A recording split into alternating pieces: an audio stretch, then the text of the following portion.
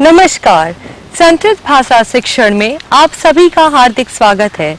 पूर्व पाठों में हमने कर्तरी, कर्मणि और भावे प्रयोग कैसे होते हैं यह जान लिया। अब एक नए विषय के बारे में जानकारी प्राप्त करेंगे। नमो नमः। नमो नमः। स्वागतम सर्वेभ्यः। पूर्वतनेषु बहुषु पाठेषु वयं कर्तरि कर्मणि भावे प्रयोगाणां विषये ज्ञानं प्राप्नुवन्तः आस्म। प्रयोगाः इति कश्चन महान् प्रपञ्चः। तत्र ज्ञातव्याः अंशाः बहवः सन्ति। विभिन्नेषु लकारेषु प्रयोगाः कथं करणीयाः इति वयं ज्ञातवन्तः। अद्य अन्यम् एकं नूतनम् अंशं जानीमः।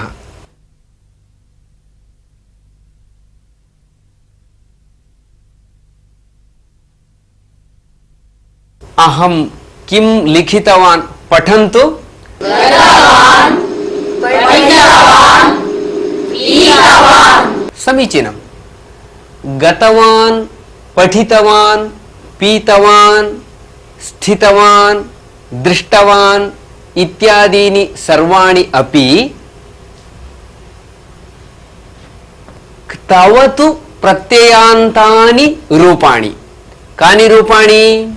क्तवतु प्रत्ययान्तानि रूपाणि। समीचीनम्। एतेषां प्रयोगः सर्वदापि कर्तरि एव क्रियते।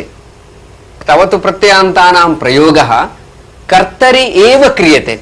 एतानि तु रूपाणि पुल्लिङ्गे।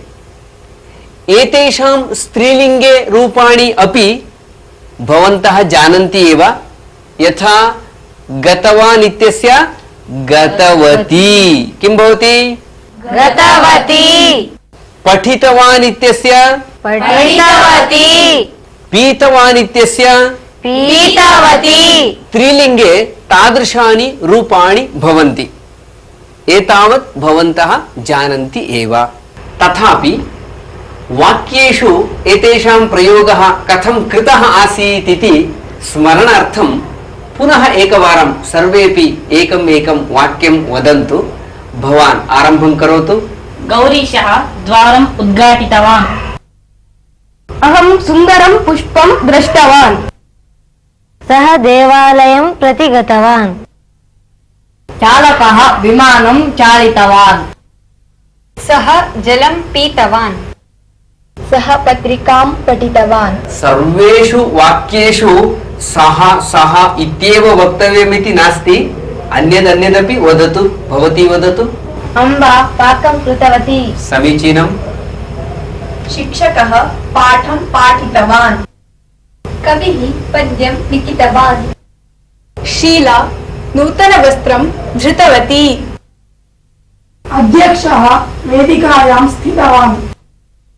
मोहनः समुद्रतीरे क्रीडितवान्। समीचीनम्। सर्वे उत्तमानि वाक्यानि उक्तवन्तः। भवन्तः सर्वे अस्य प्रयोगं ज्ञातवन्तः। उक्तवन्तः, ज्ञातवन्तः इत्यादीनि रूपाणि बहुवचनरूपाणि। एतद् भवन्तः सम्यक् ज्ञातवन्तः। स्मरणीयः अंशः एषः अस्ति। क्तवतु प्रत्ययान्तस्य प्रयोगः सर्वदापि कर्तरि एव। तर्हि कर्मणि प्रयोगः यदा क्रियते कथम् एतस्य परिवर्तनं भवति इति इदानीं जानीमः। कर्तरि भूतकाले यथा क्तवतु प्रत्ययान्तस्य प्रयोगः क्रियते तथैव कर्मणि भावे च भूतकाले क्त प्रत्ययान्तस्य उपयोगः क्रियते। कस्य उपयोगः क्रियते? प्रत्ययान्तस्य प्रयोगः क्रियते। समीचीनम्। अस्य रूपाणि कथं भवन्ति इति चेत् अत्यन्तं सुलभानि रूपाणि एतानि। यथा गतवान् इत्यस्ति, गतम् इति रूपम्। पठितवान् इत्यस्ति, तस्य रूपं भवति पठितम्। पीतवान् इत्यस्ति, अस्य रूपं भवति किं भवति? पीतम्। गतं, पठितं, पीतं, दृष्टं, श्रुतं, कृतं, स्थितम् इत्यादीनि रूपाणि भवन्ति कर्मणि भावे च भूतकाले। स्पष्टम् अभवत्? आम्, स्पष्टम् अभवत्। समीचीनं। तर्हि एतेषां प्रयोगपरिवर्तनं कथं करणीयम् इति इदानीं जानीमः। कानिचित् वाक्यानि लिखामि, परिशीलयन्तु।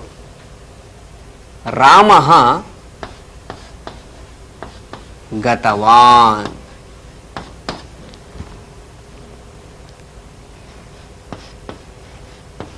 नम्रता पठितवती। शिशुः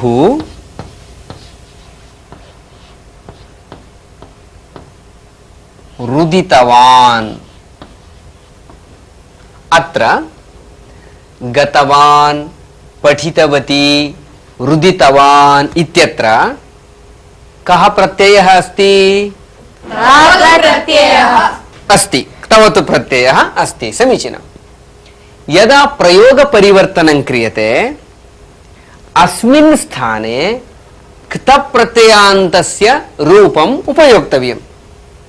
तदा भवन्तः जानन्ति अत्र कर्तृपदस्य प्रथमविभक्तिः अस्ति। कर्मणि प्रयोगे कर्तृपदस्य का विभक्तिः भवति? तृतीया विभक्तिः भवति। समीचीनम्। अतः तदा वाक्यम् एवं भवति, रामेण गतम्। किं वाक्यम्? रामेण गतम्। द्वितीयं वाक्यं किं भवति? भवन्तः एव वदन्तु।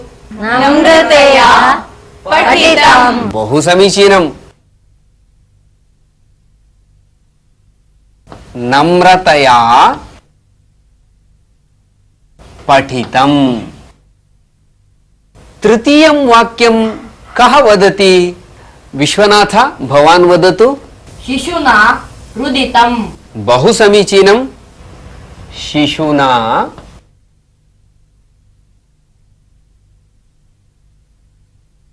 रुदितम्। शिशुना रुदितम्। अतः गतम्, पठितम्, रुदितम् इत्यादि रूपाणि क्त प्रत्ययान्तानि रूपाणि। वस्तुतः रूपज्ञाने बहु सौलभ्यमस्ति। क्तवतु प्रत्ययान्तं रूपं यदस्ति तत्रैव कश्चन भागः। गतं, पठितं, रुदितम् एतेन प्रकारेण रूपाणि भवन्ति। इदानीम् अहं कानिचित् वाक्यानि वदामि यत्र क्तवतु प्रत्ययान्तस्य प्रयोगः कृतः भवति। भवन्तः क्तान्तानां प्रयोगं कृत्वा वाक्यपरिवर्तनं कृत्वा वदन्तु। यथा चोरः चोरितवान्। चोरेण चोरितम्। गुरुः पाठितवान्। गुरुणा पाठितम्। अम्बा कृतवती। अम्बया कृतम्। बालकः हसितवान्। बालकेन हसितम्। भगिनी लज्जितवती। भगिन्या लज्जितम्। सेवकः नीतवान् सेवकेन नीतं गोविन्दः खादितवान् गोविन्देन खादितं सीता पीतवती सीतया पीतं अहं दृष्टवान् मया दृष्टं त्वं हसितवान् त्वया हसितं समीचीनं सम्यक् प्रयोग परिवर्तनं भवन्तः कृतवन्तः गतम, पीतम, लिखितम आदि त प्रत्यय रूप है। इनका वाक्यों में कैसे प्रयोग करना है ये भी आपने जान लिया। परन्तु अत्र स्मरणीयः कश्चन अंशः अस्ति। कः सः इत्युक्ते रामेण गतं नम्रतया पठितम् अनयोः वाक्ययोः मध्ये कर्मपदम् अस्ति किम्? नास्ति सत्यं कर्मपदं नास्ति। यत्र कर्मपदं नास्ति तत्र अस्माभिः चिन्तनीयं नास्ति। गतवान् इति स्थाने गतम् इति उपयोक्तुं शक्नुमः एव। किन्तु यदि मध्ये कर्मपदम् अस्ति तर्हि किञ्चित् परिवर्तनं भवति। तद् कथमिति पश्यामः।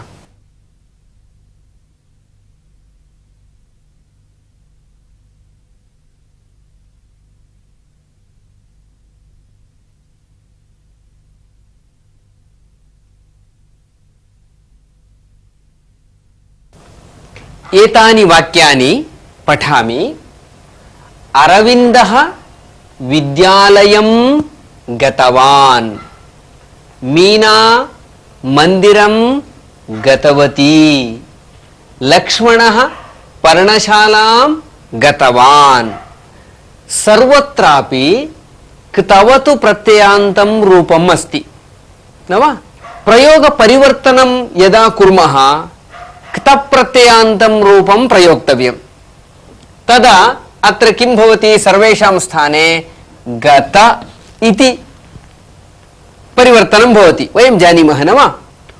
पूर्वं यानि वाक्यानि उक्तवन्तः तेषु सर्वेषु गतं, पठितं, लिखितं इति नपुंसकलिङ्गरूपाणि प्रयुक्तवन्तः।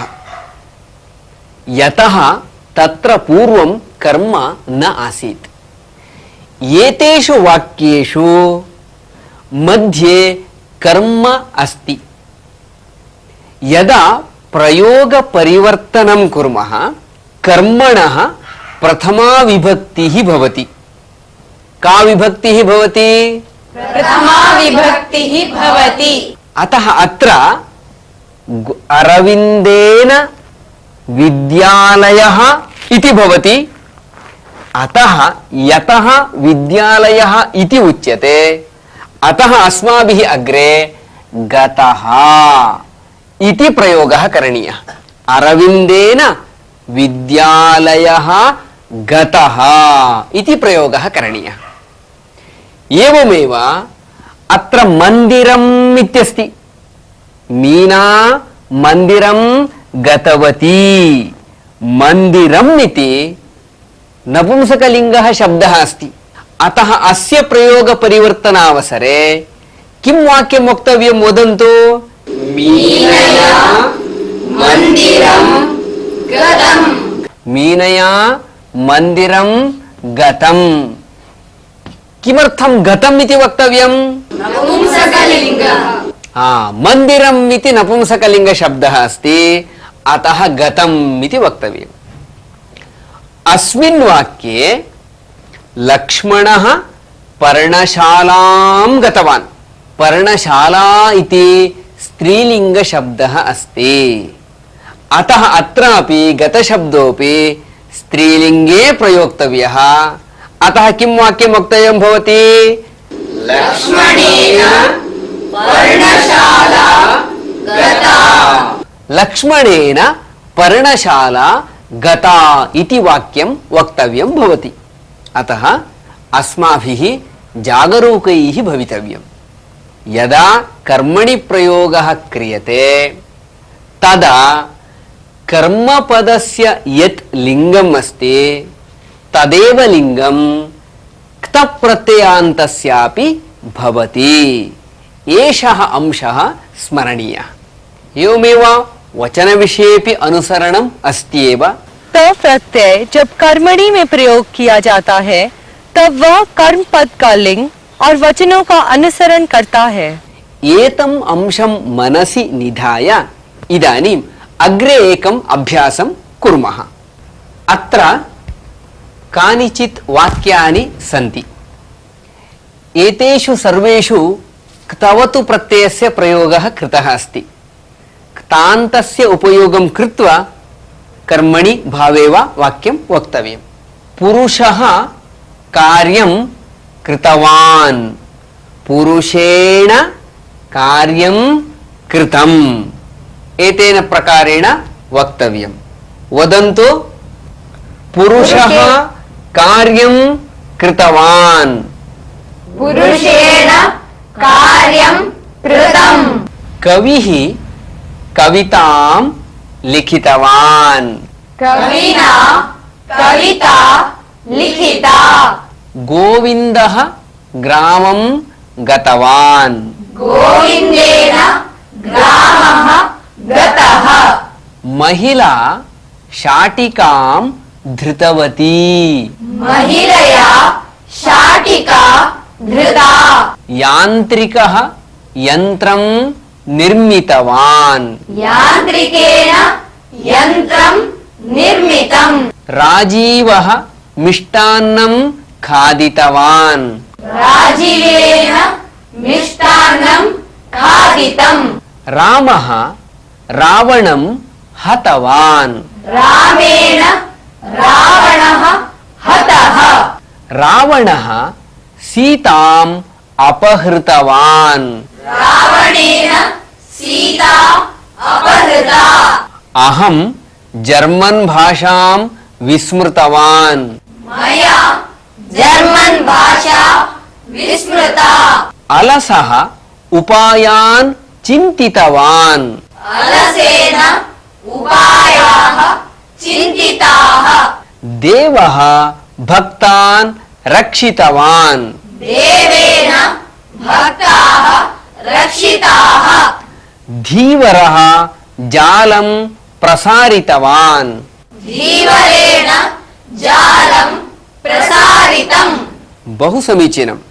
यदि कर्मपदं भवति तर्हि तस्य लिङ्गम् अनुसृत्य कथं प्रयोगः करणीयः इति विषये भवन्तः कुशलाः जाताः। मुझे विश्वास है कि आप त प्रत्यय के प्रयोग से परिचित हैं। इस बारे में और भी अभ्यास अगले पाठ में हम करेंगे। अनित्यानि शरीराणि विभवो नैव शाश्वतः। अनित्यानि शरीराणि विभवो नैव शाश्वतः। नित्यं सन्निहितो मृत्युः। नित्यं सन्निहितो मृत्युः। कर्तव्यो धर्मसंग्रहः।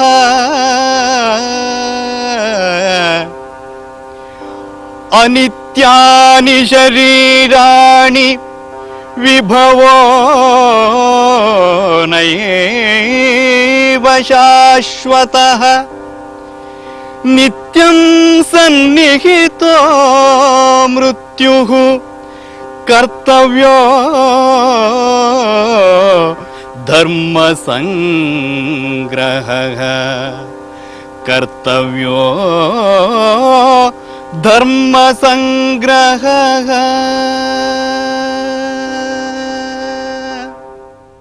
अस्मिन् सुभाषिते सुभाषितकारः मनुष्याणाम् अस्माकं कर्तव्यं किमिति बोधयति। सः वदति अनित्यानि शरीराणि, अस्माकं शरीराणि यानि सन्ति एतानि न शाश्वतानि, विभवो नैव शाश्वतः। संपत् लक्ष्मीः अस्ति चेदपि सा अपि अशाश्वता एव। नित्यं सन्निहितो मृत्युः, अन्यच्च मृत्युः प्रतिदिनम् अस्माकं समीपम् आगच्छति। एवं स्थितौ अस्माभिः किं करणीयम् इति चेत् कर्तव्यो धर्मसंग्रहः। अस्माभिः एतद् स्मरद्भिः धर्माचरणं करणीयम् इति। सुभाषित का अर्थ, हमारा शरीर अनित्य है, संपत्ति भी शाश्वत नहीं है, हर दिन मृत्यु हमारे समीप आती रहती है, इसलिए हमें वह काम करना चाहिए जिससे धर्म का संग्रह होता है। विनोबा भावे महोदयस्य नाम वयं सर्वेपि श्रुतवन्तः एव। भूदान यज्ञस्य प्रवर्तयिता सः कस्मिंश्चित् आश्रमे निवसति स्म। आश्रमं परितः केचन कृषिकाः वासं कुर्वन्ति स्म। कृषिकाणां क्षेत्राणि आसन्, क्षेत्रेषु आम्रवृक्षाः आसन्। तस्मिन् वर्षे आम्रवृक्षेषु फलोद्गमः उत्तमः आसीत्। वृक्षेषु पक्वाः आम्रशलाटवः विराजन्ते स्म। कृषिकाः अपि अत्यन्तं सन्तुष्टाः आसन्। परन्तु कस्मिंश्चित् दिने अकस्मात् झञ्झावातः आगतः। सर्वेपि आम्रशलाटवः पतिताः अभवन्। केचन शलाटवः भग्नाः अपि अभवन्। कृषिकाः अत्यन्तं दुःखिताः अभवन्। कृषिकाः पतितान् आम्रशलाटून् संगृहीतवन्तः। तत्र उत्तमान् कण्डोले स्थापयित्वा विक्रयणार्थं समीपग्रामं गतवन्तः। कश्चन कृषिकः तम् आश्रममपि आगतवान्। यदा सः आश्रमम् आगतवान् तदा आश्रमवासिनः ज्ञातवन्तः यत् कृषिकः न्यूनमूल्येनापि आम्रशलाटूनां विक्रयणं कुर्यात् इदानीम् इति। अतः ते पृष्टवन्तः कण्डोलमितानां शलाटूनां किं मूल्यम् इति। कृषिकः उक्तवान् 3 रूप्यकाणि इति। परन्तु आश्रमवासिनः उक्तवन्तः नहि नहि, केवलं 1 रूप्यकं दद्मः, ददातु इति। तदा कृषिकः दुःखेन स्वदुरवस्थां निवेदितवान्। कृपया साहाय्यं कुर्वन्तु इति प्रार्थितवान्। अन्ततो गत्वा आश्रमवासिनः 1.5 रूप्यकं दत्वा कण्डोलमितान् शलाटून् क्रीतवन्तः। कृषिकः यदा ततः प्रतिनिवर्तमानः आसीत् तदा विनोबा महोदयः पृष्टवान्, तेषाम् आम्राणां वास्तविकं मूल्यं किम् इति। 3 रूप्यकाणि इति कृषिकः उक्तवान्। झटिति विनोबा महोदयः स्वहस्ततः 1.5 रूप्यकं तस्मै दत्वा तं प्रेषितवान्।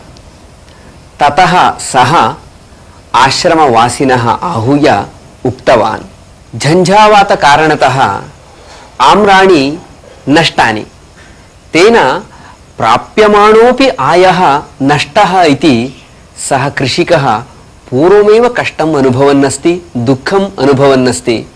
अस्यां स्थितौ तादृशस्य पीडा न उचिता, भवद्भिः अन्याय्यम् आचरितम् इति। आश्रमवासिनः सर्वेपि विनोबा महोदयस्य वाक्यं श्रुत्वा स्वीयं दोषं ज्ञातवन्तः। कथायाः अर्थः ज्ञातः वा? आम्, ज्ञातः। धन्यवादः। नमो नमः। नमो नमः। इसी के साथ ये पाठ यही समाप्त होता है। अगले पाठ में हम फिर मिलेंगे, तब तक के लिए धन्यवाद।